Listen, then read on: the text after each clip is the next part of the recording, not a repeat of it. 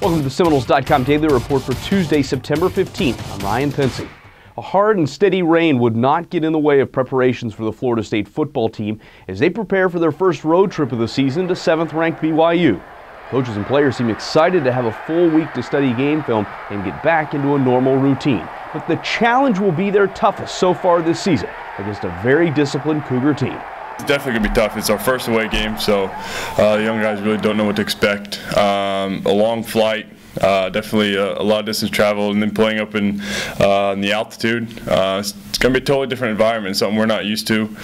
But we'll see. I mean, it's a little adversity. Every good game got to have a little adversity. We'll see what happens. The Seminoles will be back on the field this afternoon, and we'll have complete coverage of practice leading up to the BYU game Saturday night.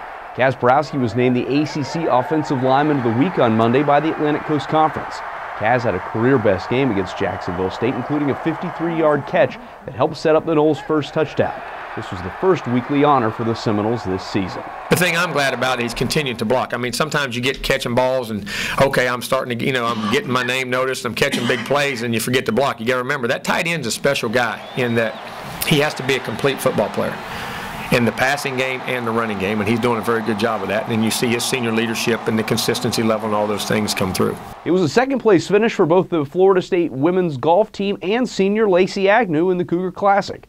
With 3 of 5 golfers shooting under par in the final round, the Seminoles finished just 7 strokes behind team champ Georgia and ahead of ACC foes North Carolina, Maryland, and NC State.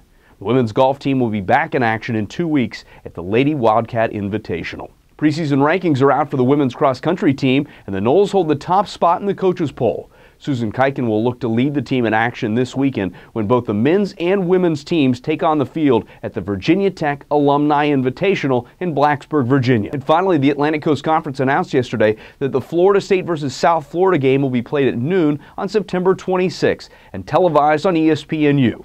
Remember, this is a whiteout game, and you can purchase the official whiteout t-shirt here on Seminoles.com. We'll see you back here tomorrow.